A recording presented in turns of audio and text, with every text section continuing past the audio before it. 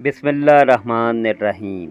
ایک بندے سے عمر کے کسی حصہ میں گناہ ہو جاتا ہے اور وقت آنے پر توفیق ملنے پر اس کو اندازہ ہو جاتا ہے کہ اس کا دامن تو گزشتہ کچھ گناہوں کی وجہ آلودہ ہے، پھر وہ اللہ کے حضور توبہ کر لیتا ہے۔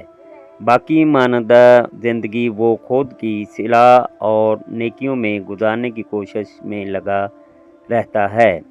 یہی وہ بندہ ہے جس کو اللہ نے قرآن پاک میں خوشخبری دی ہے کہ اے میرے وہ بندو جنہوں نے اپنی جانوں پر زیادتی کی ہے، اللہ کی رحمت سے مایوس نہ ہوں، اللہ سبھی گناہ معاف کر دیتا ہے۔ نبی صلی اللہ علیہ وسلم کی طرف سے بھی ایسے بندے کے لیے خوشخبری ہے۔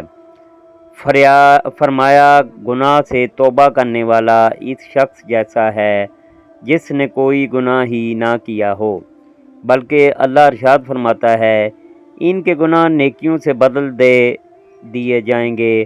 اللہ اور رسول کی اس قدر کلیئر خوشخبریاں ہونے کے باوجود کوئی ایسے انسان کو آر دلائے صرف اس لیے معتوب کرنے کی کوشش کرے کہ اس نے فلاں وقت میں فلاں گناہ کیے ہیں، تو گویا یہ انسان براہ راست اللہ رسول کے واضح فرامین سے اعراض کر رہا ہے۔ عملی طور پر وہ اس کا منکر شمار ہوگا، اور یہ بڑا خطرناک معاملہ ہے جسے آپ سے لوگ معمولی تصور کرتے ہیں۔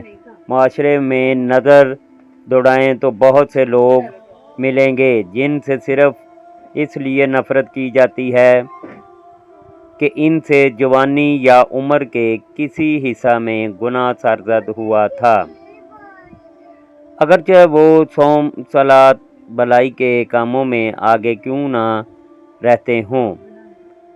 علامہ ابن عثیمین رحمۃ اللہ علیہ فرماتے ہیں اگر کوئی اپنے مسلمان بھائی کو اس کے ایسے گناہ پر آر دلائے تو غالب طور پر اس کو اس گناہ میں مبتلا کر دیا جاتا ہے، کیونکہ یہ اثر منقول ہے۔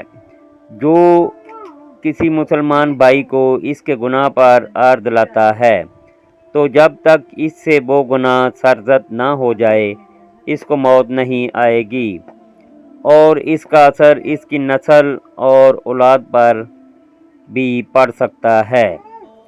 اللہ پاک ہر مسلمان کو اپنے حفظ و امان میں رکھے، آمین۔